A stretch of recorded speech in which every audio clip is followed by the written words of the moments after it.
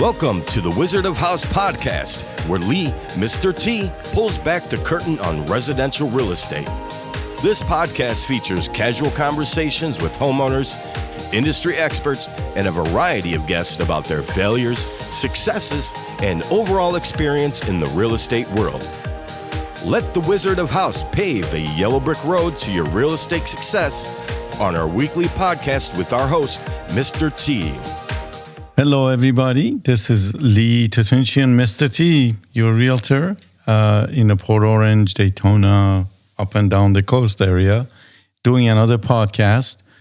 The last episode, I had actually an insurance company here, and he was so informative, Steve Hall from East Coast. And today, my episode is about roofs, the most talked about thing lately, at least the last year. So many people are selling a house, buying a house, or living in a house, and issues arise with their roofs during the inspection or before the inspection, or a wind comes and they call the insurance and there's issues. But today I have one of the oldest roofing companies in town that's family owned. And we have David Fuit from Astro Roofing. I'm going to put him on in a second. And we're going to just go over, the roofing process, what he goes through on a daily basis, what calls he gets, how much fun he has daily. And, the company has been around, I believe, from somewhere in the mid-'80s. And they're still here. It's a family, so you always have a family member to reach out. There's the brothers, and then the dad who started the business, Mr. Fuit, John Fuit Sr.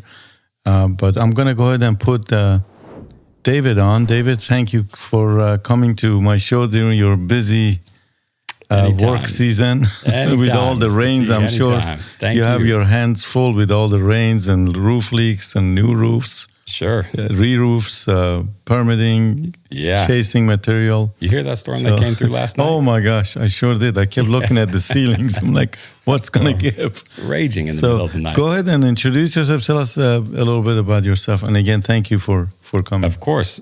Thank you. So my name's David Fuit with Astro Roofing. We've been in business since 1986, so for over 30 years now.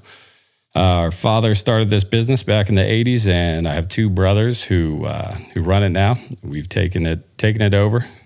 The old man's still around. Can't get rid of him yet.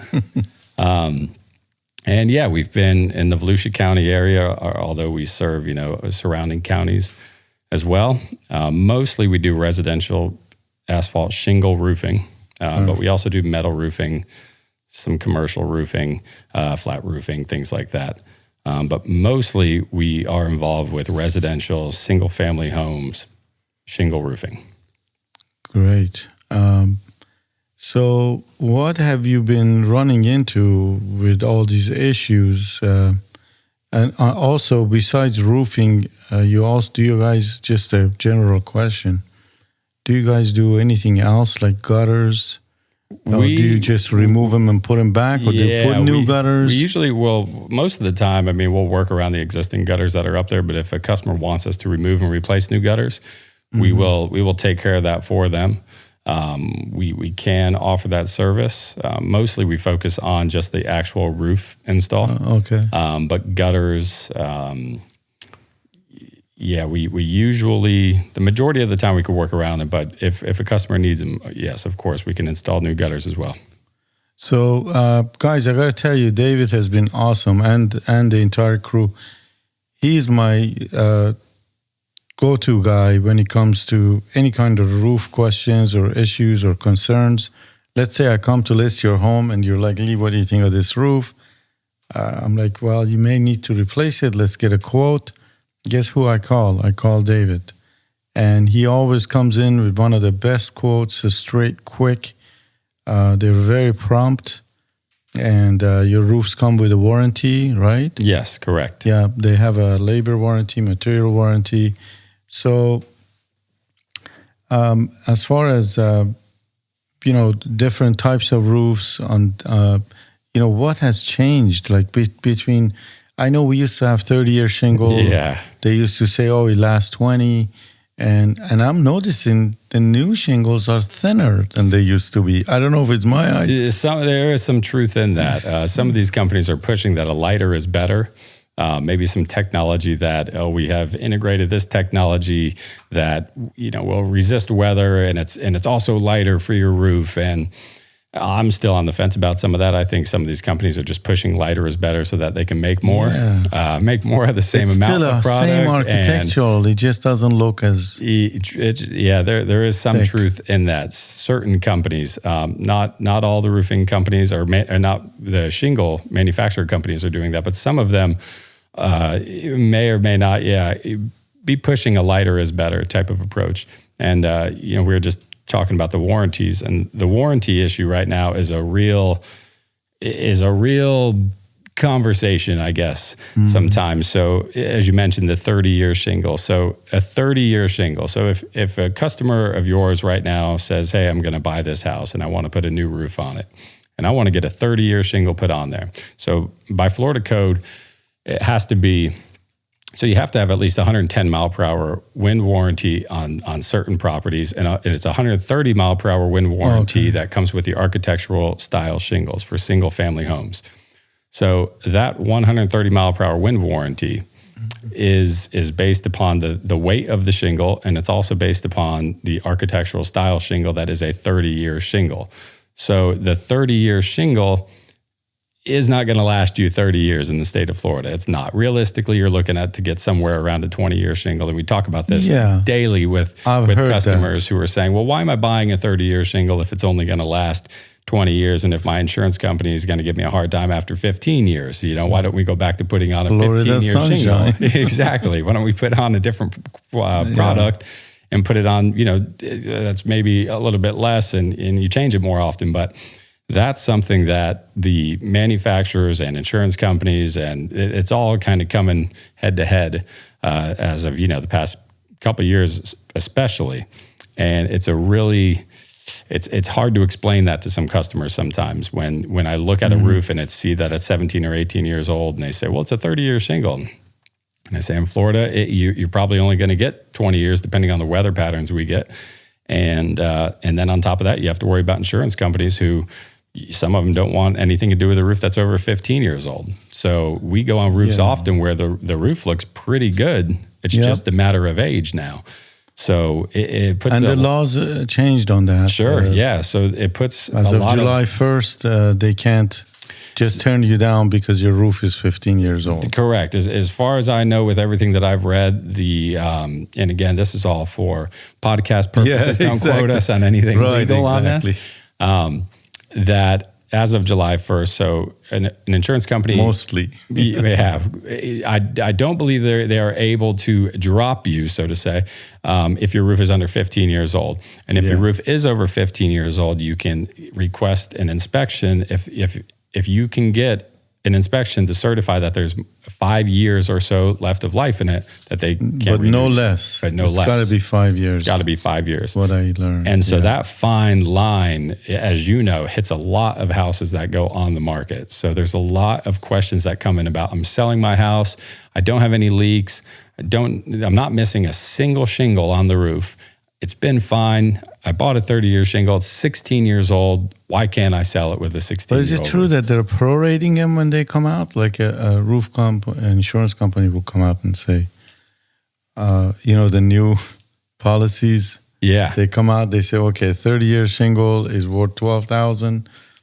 And, you're at year 20, we're going to just give you $2,000 towards the new roof. Yes, there is some, and that's what another. They started doing. Yes, depending on each individual's policy, there's RCV policies and ACV policies. So the majority of homeowners in the state of Florida, especially in Volusia County, have what's called an RCV policy. It's a replacement cost value. So that's a full replacement cost value. So if you have a $20,000 roof, and let's say you have a $1,000 deductible, we have a $20,000 roof, $1,000 deductible, that leaves $19,000 on the table that it's going to cost to replace your roof. Well, they may depreciate it, your shingles, depending on age, up to a certain amount. So they may depreciate 4,000 or 5,000 Wear off and of tear. that. Wear and tear for age, anything like that. And then you're left with, let's say they depreciate at 5,000. Well, then there's a $20,000 roof minus your $1,000 deductible. They depreciate at 5,000, so they give you $14,000. And then when the roof is completed, the final inspection's done and everything's finished, then they usually release that recoverable depreciation, it's called, of $5,000. If you have an ACV policy, which is more, it's more common in rentals for property managers because it's a more cost-effective policy to have. If you have an ACV policy, that depreciation they take off of, they don't pay back. Oh. So that's the main difference. But your policy each month is a little bit less. So if you don't have to use it, you're going to be saving some money. Okay. Yeah, I one thing I remember is when that 2017-18, the storms came, I noticed a lot of people had changed the roof after that other storm, the 04-05 storm. A lot of people had put new roofs on. So here's 10 years later, the storm comes, and boy, did I see those roofs just stay there. Absolutely. The people that had not changed their roofs, it had blown apart. I noticed, I was like, so they must have come up with something. These roofs were solid. Yeah. And you go next door, the roof is like 20 years old, boom, it was gone. Yeah. Well, I don't know if you guys saw that. The way shingles work on a pitch is that the adhesive from each shingle bonds itself with a thermal bond to create that real tight bond between the shingles. So over time, just like with any other glue or adhesive, it may dry rot with the weather, with the heat, with the different elements that we have. So a 17, 18, 19, 20-year-old roof, when high winds come in, it's like old tape almost. It's more likely going to give out. That's what you call lifting shingle. Correct. Basically, it's already been hit so many times with winds. Yep. And the sun and the heat and the brittleness. Yeah, and once the age wear and tear, and it just comes right out. And it's kind of like tape, to where if it's sealed, when you break that seal, it may not ever really stick back down. Like so when you get wind, it'll lift up, water will get underneath it. That's the thought with that, and then potential leaks can be caused. And so, what is your day-to-day activities? Like your brother, your other brother. What does the family? Any sisters? Yeah, we do. We do have a sister. We do have a sister. She actually she runs a wedding business actually in the state of Florida. What's wrong with her? Does she like roofing? I know, right? She didn't want to come in the roofing field. So our day to day.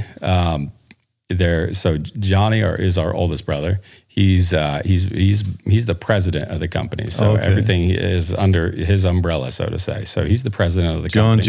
John Jr. Yep. Yes. Eric is. He likes fishing, I remember. Oh yeah, he's always gone fishing. He's like, I'm fishing. I'm like, wait a minute. He's always gone. This is only Friday. He's every time I turn around, Monday, Mr. T. Every time. Call David. That guy is always gone fishing. But he's also in the field, right?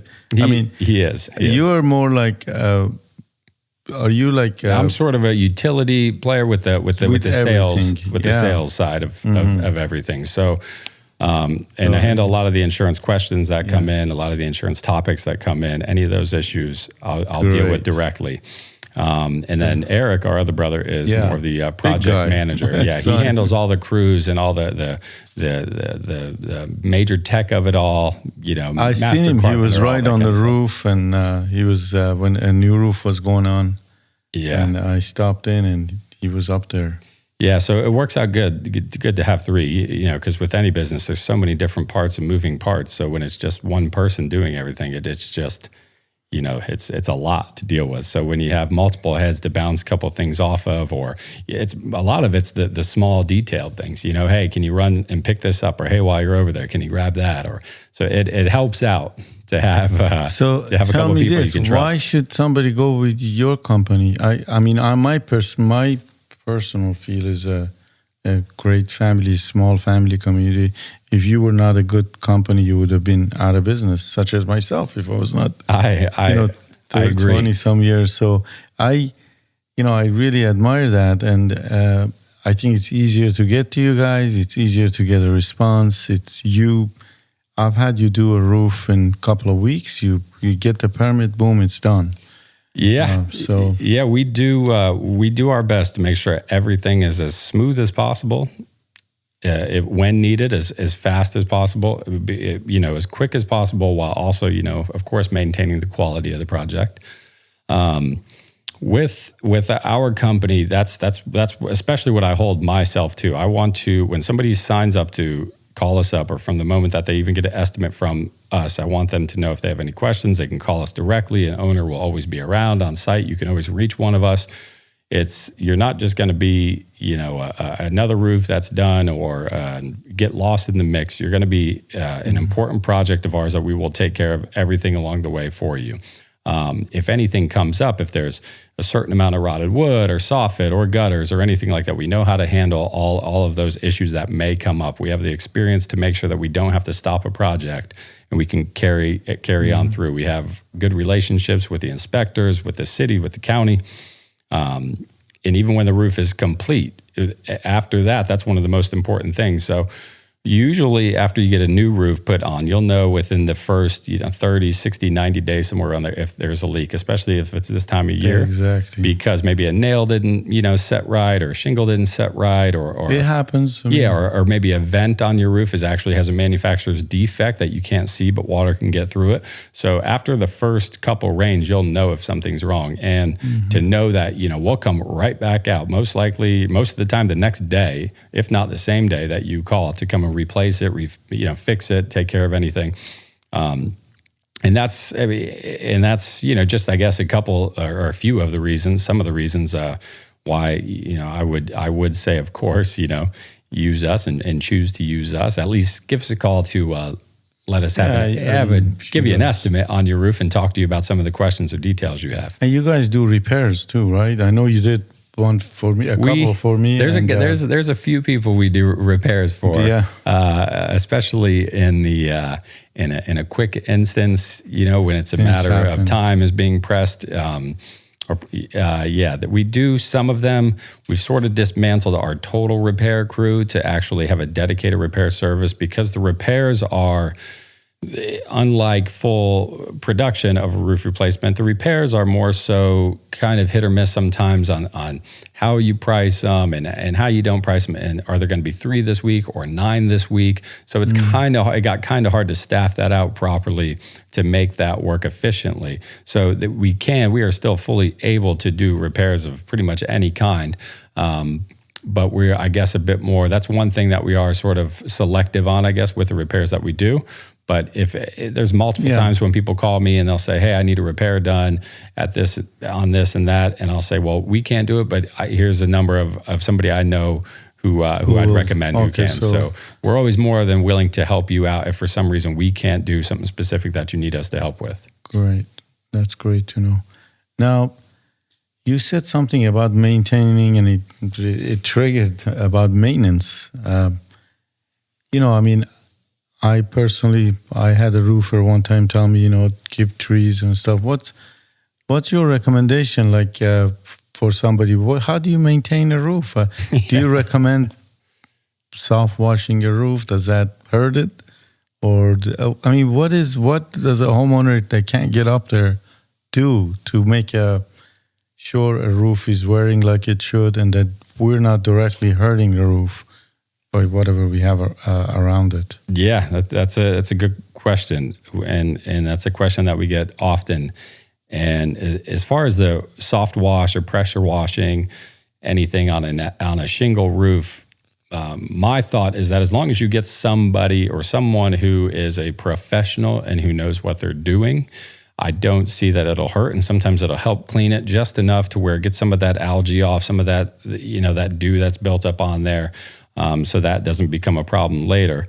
If you get somebody who is, used to pressure washing sidewalks but hasn't really given anything a soft wash, they may actually work against you, because it may spray off the granules and have those shedding too soon, which actually can cause problems for you. And if your insurance company inspects the roof at some point, they'll even call that out and say, hey, your granules that are on your shingles that are there to protect the actual fiberglass matting of the shingle are, are falling off too soon. So if you get your roof cleaned by somebody who doesn't know what they're doing, it could actually cause problems. If you get it cleaned by somebody who knows what they're doing, it could help the look of the roof. One, it could help bring it back to look new again. It can, while they're up there, they could also check gutters. They could check, make sure there's no brush building up or anything like that, and give that all a look too, which is helpful, because when moss, if you have big oak trees over your house and there's moss hanging down, or if there's leaves piling up, that stuff becomes... Oh, the leaves piling up. Tell us about that. Yeah, if leaves start piling up, that could be a big problem. Especially, there's a lot of people in this area have leaf guards on their gutters. So they have gutter guards and different variations. So there's leaf filter, there's this filter, that filter. There's a lot of different variations. But one common thing that we see is more of like a handyman or homemade type of installation, to where the gutter guard goes over the gutter and then onto the drip edge and underneath the shingle. Well, when that happens, you're kind of voiding your own shingle warranty, because you're not letting that bottom shingle rest properly down there, because you're sticking something in between it. So you're lifting that bottom shingle, and that bottom shingle will be the first one to catch wind, and it'll create a domino effect. So that's one. Two, when you lift that top shingle, if water is getting underneath there, and there's a chance that water is going to get behind there and actually start leaking and causing rotted wood behind the shingle into the gutter from which you're actually protecting. So it's kind of working against itself in that too. So one of the worst things you could do is improperly install gutter guards. That can lead to a lot of rotted wood that you wouldn't even know about until you replace your roof. Yeah, and I've seen them. They're like, there's leaves just sitting on top of the gutter guard, and the water is not even getting in it. Yeah, it's just, if they can also cause their own, blockage, I guess, so to say. And then the leaves build up, dirt builds up. Then you start having weeds build up. Then it's then you have a plant on your roof, and that's not pretty, and it's not good for your roof. Yeah. So again, I've seen people have their gutters cleaned once a year or once every 2 years max, I would say, because there's granules in there, there's dirt in there, there's leaves in there, and it gets clogged. And God knows how many homes I've gone where I see, I come out by the pool and I look up and and sure enough, there's wood rot. Yeah. Because what happened is the water couldn't get through the gutters. The gutter filled up and it backed into the soffits. Correct. Yeah. And now you have rotted soffits. Exactly. And, again, and the last thing I said, go around your house, go inside your house, every now and then just walk around, look for these things. These are very, very low cost maintenance. Get somebody on the roof to clean your gutters, to look at, the shingles. It really just like everything else. Yeah, you have to maintain your roof, because that's the most expensive item in your home. It's true. Is your roof, and people it's the valleys. I don't care how old your house is. You could get a roof leak, no matter how old it is. It has none to do with how the flashing was done, the cricket. Yep. It all passes. Everybody's happy. We have a new roof, but like I said, usually they leak. Sometimes the first 30 nights, sometimes they don't. So we have a strong driving rain, and sometimes those are temporary. I've noticed driving rain comes through the vents, runs down, and it's gone. You're absolutely right, and that's a common worry of a lot of homeowners. Say, "Oh, we had a leak last night," and it's wind-driven rain is the term for that. So the wind-driven rain is when we get, which we get just like last night at 3 a.m, whatever time it was. We get these gusts of wind that come through, and they're carrying the rain, and they're just pushing it sideways. And when it hits your roof, it's bouncing off, and it's finding its way into a vent or finding a way into a chimney, or whatever it may be, and it's just a leak that goes through. But that doesn't mean that every time it rains, it's going to leak. It's just the wind. It's just the wind, the way the wind was, and the amount of water that came down. It was just sort of perfect timing, I guess, for a leak to begin. But that doesn't mean that every time it rains, you're going to have a leak. We get some crazy just bursts of wind and rain sometimes, and water will find its way in anyway sometimes. And so hail. I've actually had hail damage repaired on one of my inspections. They came up. They said, "Oh gosh, 20% of the roof is hail damage." Hail damage, guys, when it hits the shingle, the granules pop, and there's a spot like a little sore. And I brought roofers. So you guys, I mean, it is repairable if it's not like more than 50%. If it's like just one side of the house. It can be, yes, it can be. If it comes from one direction, then that direction of the roof, that facet of the roof is going to be the one to take the brunt of the storm. So, and if it's coming, if the slope is on this side here and the storm comes from this direction, then that slope is probably going to be the one that gets the majority of the hail hits. And then the other parts of the roof, you might walk around and not see anything at all. But to your point, when hail impacts the shingle, it hits the shingle, breaks the granules off, and exposes that fiberglass mat. So shingles are basically a fiberglass matting with oil infused in them, and that's what the granules on top of there are protecting. So once those granules get hit and they get impact by the hail, then that fiberglass mat will eventually be exposed to the UV rays, which then will create little holes in your roof. So we get various types of hail in Florida. For the most part in this area, we get hail that your shingle roof is built to resist and built to withstand. So when we get little pea-sized hail and we get little fingertip hail, your roofs are made and tested and is supposed to be durable enough to resist those and withstand those.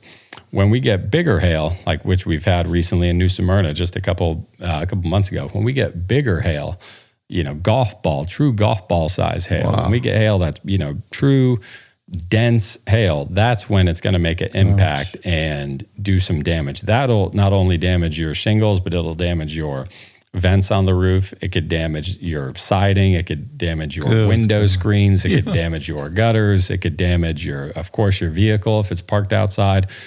So your roof will show noticeable signs on that.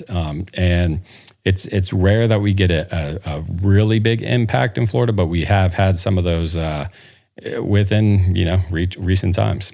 Wow, good to know, man. Now, what do you think of that peel and stick stuff? Do you guys use those? Yeah, that the underlayment on a roof, underlayment has got to be the number one question. Yeah, and it's the most 50-50 question. These days it's probably closer to 60-40 in the favor of synthetic, but homeowners are split down the middle for the most part because they either heard it from their neighbor or they did some research or their last house had it or whatever it may be.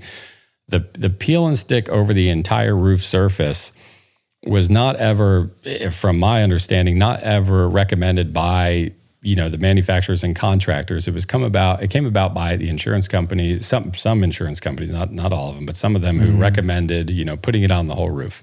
Somewhere in South Florida. And the thing so when you take a roof off now, when you remove your existing roof, we have to take everything off down to the wood sheathing, to the wood decking, to see everything, to make sure the wood is good, the plywood, and if there's peel and stick on your roof, we can't usually get that peel and stick off of your roof. Gosh. So what happens is you have peel and stick all over your entire roof, and peel and stick comes out in a roll. It's about 3 or 4 foot wide, and it rolls out, and it's like a padded granule. It almost feels like a little bit of a pavement, like a soft pavement underneath. If you were going to walk on it barefoot, it'd feel like pavement. Oh, okay. Feel like thick sandpaper. And on the back side of it, it's extremely sticky, and it will stick directly to the wood. So the idea on that is that you don't have to nail down an underlayment to the wood, and that this will stick directly to it. You put the shingles on top. The membrane that peel and stick will bond to the nails, and you'll be watertight. So if you have peel and stick over your entire roof, you lose a few shingles in the middle of a storm, you don't have to worry because the peel and stick is there to protect you. That's the thought process. Yes. The problem is that you can't get it off of your roof, and if you have to remove your roof in 6 or 7 or 10 or 12 years for whatever reason, or do a repair, exactly, we can't get those shingles off of it sometimes because the shingles, the backside of the shingles, stick to the peel and stick from the top down. So then if you have to get a repair, your repairs are going to be more costly. Your repairs aren't going to be as pretty because you may have some ruffled surface underneath it if we can't get a smooth surface. And it can just lead to bigger issues. Now, some insurance agents, some insurance companies will tell you that you'll get a better premium if you use this product, but that premium is sort of unknown sometimes, as from what I've been told by customers. So you may spend $300 to $500 more on this product, and you may get $28 a year in savings. It all depends on your. It costs $1,000 to $2,000 more. Yeah, in general, whichever the cost, depending on the size of your roof. It may or may not be worth the investment. And on my house specifically, if I was putting a roof in my house tomorrow, I would choose not to use peel and stick on the entire just roof. On the valleys, just in the valleys and stuff. Long walls, anywhere where it's required by code to do so, we still have to use it in those spots. But as far as covering the whole roof, I don't usually recommend that. Of course, if a customer tells us they want it, we're happy to do either one. It was really popular when he came out. It was like, peel and stick, you'd never get. But I felt that the house could get hotter, actually. Yeah, that's another. If you don't have rubber, a good thick black rubber now over the plywood, they can't breathe. Yeah, exactly. And so the way that the thermal mass that shingles have to absorb all that heat in general, and then you put the peel and stick on with it, it can, if you don't have proper ventilation up there. So if you're going to put peel and stick over your whole roof, you really want to have a proper ventilated roof. So if you go look around your neighborhood and go look at your roof outside of your neighbors, you'll see strips of either metal on top of the roof or cap shingles with ridge vent on there, or off ridge vents, which are about 2 foot by 4 foot on toward the peak of your roof. So those vents are holes essentially in your roof, and under the soffit on the outside of your roof, the air goes through the soffit and out those vents, and vice versa to keep your attic space cool. So if you don't have proper ventilation with the peel and stick on a roof, then that can actually cause your attic space to get too hot, and your shingles can do what's called blistering, and they get so hot that they actually kind of pop from the inside out. I've heard that term. And it appears as if it's hail damage, but it's actually the shingles blistering from the inside out. So that's another thing to keep in mind with peel and stick. The alternative to peel and stick is synthetic. So a synthetic underlayment now replaces the previous felt paper that was around forever. So the felt paper, the problem with felt paper is that it was essentially construction paper infused with oil to resist water. Well, that product, it dry rots over time. So for the most part, whenever we remove a roof with that, it just dry rots, becomes brittle. When nails go through it, it's easy for water to find its way through there and cause leaks. So this new synthetic, the idea behind it, it's more like a house wrap, and you can't tear it. It doesn't dry rot. It's nailed down to your roof surface, to the plywood, as opposed to the peel and stick, which is just stuck down. But it's nailed down, and now the code here is that we have to use 2 layers of it. We have to double lap it as of 2021. That's the current code. And in my mind, if codes allow it in 2021, they've both been tested so many thousands of times by engineers that I'm sure they're both good. And with the synthetic product, if we do need to go, swap out a couple shingles, or if there is a leak, or if there's a problem, we can go up there, swap out shingles, no problem, fix a quick repair, be in and out in a day, and like it was never there before. That's one of the main key components of the synthetic versus the I think I saw it the other day, and I thought it was peel and stick, and the guy said, no, that's not peel and stick. He says, I only use that in the valleys. Yeah. And it looked just like the peel and stick. It was gray. And, it comes in different colors. On it. Each manufacturer has their own colors. Yeah. So there's like a dark gray. There's a black version. There's a blue version of it. So the felt paper is gone. Thank goodness. So the felt paper. I never liked the felt paper. Yeah, the felt paper is essentially a thing of the past now. So I can't think of anything else. We talked about the maintenance of the home. We talked about just real quick, if you don't mind, just tell us a roofing process from when I hire you. So, okay, I'm going to hire Astro Roofing. Kind of on average, how long does it take? What do you do immediately? What do you need from us? Sure. And from beginning to end, just really quick, if you don't mind, just so people do know that you guys, of course, there's so much red tape behind all of it, I'm sure. Yeah, so if you're either thinking about getting a roof right now and you need a new roof, or you're questioning about what the age of the roof, and you call us up for an estimate, you call us up, call our office, and we'll schedule a time with you that works. You do or do not have to be there. That's totally up to you. Everything we're going to do for the most part is on the exterior, unless you want to show us something inside where you have a problem or a leak, so we can identify where it's coming from. We will show up at a scheduled time, take a look at the roof, make sure the measurements are correct, take a look at everything going on up there, and then we'll email you an estimate.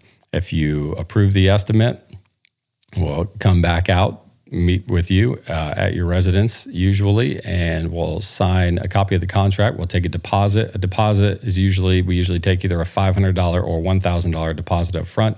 No other payments are required until the job is completed, until after the final inspection is completed. Beautiful. And so there would be an initial meeting, then an estimate, and we'd sign a contract. Then you're probably looking, this could change anywhere depending on when you're listening to this. It could be anywhere from 6 to 8 to 10 weeks by the time we actually get out there, or if needed and pressed and you're up against an insurance policy that needs a certain date, we can get roofs done within 30 days if needed, a couple weeks sometimes, like we were talking about earlier. Mm-hmm. So then there's the sign the contract. Then we need a notice of commencement signed, right? To get the permits going. The permit process can take anywhere from a matter of days to possibly a couple weeks sometimes, depending on the city or the county. Of course, in that time too, we pick out a color. Then as the time gets closer, our office will reach out to you, or I'll reach out to you. And the homeowner association. The homeowners association. Do you do that part? Yep. Good point with that. So we can assist with that. We can provide colors. We can provide any details needed. Usually the HOA goes directly through the homeowner, but we can attach them to any emails, or we can be attached to vice versa. So we can coordinate with the homeowner to get that done. But we're always willing to help with that process. Absolutely. Most of the HOAs in the area we have already worked in before, so we have the documents, blank documents, to already get that ball rolling. You know the colors that are approved, and you just send it in. Yep, correct. And you're done. Which is important. You want to make sure you have that HOA approval within certain communities. You go Ormond, right? We go up to Flagler County. We go Palm Coast, Port Orange. We used to go Sarasota. Yeah, we go to we go down into Melbourne. We go a little west. We're kind of all over. We have a core setup in Volusia County. Yes. So we're mostly in Volusia County, but yes, we go. How many crews do you guys have? Or we keep a few crews going. We keep about 3 to 4 crews going on any given time. There's been thoughts about getting more in that and everything, but it's once you start putting too much into, you start getting too much going on, then sometimes it becomes, there's just too many moving parts of it. So where we're comfortable at is right around 3 to 4. You can give the service, a good service you always do, and not lose control. Exactly. That's exactly right. Yeah, that's wonderful. So what do you guys as a family do? Are you married and you have kids? And how about John? How about Eric? Yeah, all 3 of us are actually, we're all blessed with lovely wives. Awesome. Yeah, we all have kids. Each of my brothers have a couple kids, and I have one. I have a 4-year-old daughter. Oh, beautiful. Yeah. It's amazing. Kids are amazing. That's for sure. And that's. So are you into fishing also, like John and? I really do love fishing. They love it, much more than I do. They're more aggressive when it comes to going out there and chasing those big waves down and all that. If it's looking a little too rough out there, ever since I was a kid, I'm like, hey, I'll just hang back and stay on the shore. I'll just kick it on the beach over here with a cold one over here, right? But you all live in Port Orange, yeah? Yeah. Okay, yep. Wonderful. Yeah, so, it's great having boats and all that, but, sometimes my eyes tend to go toward like classic cars more than boats on the water. So, you like cars? So I like a little bit of everything with it. Florida has a lot to offer in general. So there's a few different things that I like, but of course, with a 4-year-old daughter right now, she's pretty much my priority. So there's no classic car in the driveway right now. Just Power Wheels Jeep out there. I know somebody has a mint '68 Camaro. If you want, yeah, I'll trade him a Power Wheels Barbie Jeep straight up. Yeah, you got to get the permission from the 4-year-old. Yeah, exactly. You think it's going to be easy, huh? Yeah. So, well, thank you so much for coming. Folks, again, I've had a fantastic experience. I try many contractors. Of course, there's 1,000 roofers. There's 1,000 agents. It's who you're comfortable with and who you trust and who's been around the longest. And I can't tell you how sincere David and his company are, and they haven't paid me anything. It's first-hand experience, and really appreciate every time I've called him. He's come to our rescue, and he's done many new roofs for a lot of our clients, and they're super happy with him. I've never had one call come back, say, oh, look, they're there, they do the job, everybody's happy, they close the permits, they close the notice of commencement, and it's caught. He does roof mitigations for insurance companies as well. Yes, we have a good contact. If you need for to that. put a claim in, they also you go on the roof and you deal with their insurance company if needed. Correct? If needed, yep. Yeah, so that's Astro Roofing. I'm gonna have you just know how they can reach you, and thank you again. Yeah, thank you. I do appreciate it. If you have any questions about your roof, any questions at all, just give us a call, 386-760-8933. That's our office phone. We have an office here in Port Orange. You can check us out on our website, or you can email me directly, Dave at astroroofinginc.com. That's DAVE at astroroofinginc.com. And we'd be happy to help answer any questions you have regarding your roof. Yep. And his website is, of course, astroroofinginc.com. Astroroofinginc.com, yes. And you know how to get Mr. T? Mr. T at mrtsells.com, MRT at mrtsells.com. Please visit my website. Very user-friendly. Don't have to sign in or any of that, as far as I know. 386-299-8989. And listen, I do text, whatever you like. You can go on Facebook and find me. You can send a message through there. And look for this podcast. I'm trying to do it with this Saprosa Media. He's pushing me to do like 18 of them a month. I'm like, no, I can't. But I'm going to do them for you, as many as I can, to just give you some information. And guests like Dave, I really appreciate them coming.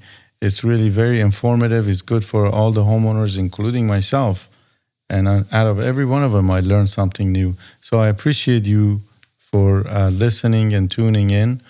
And, go on Spotify or just go on Google, put Wizard of House podcast by Mr. T, and he will show up. Or if you're on Spotify, just put Wizard of House by Mr. T. It will show up. And thank you again. Until next time.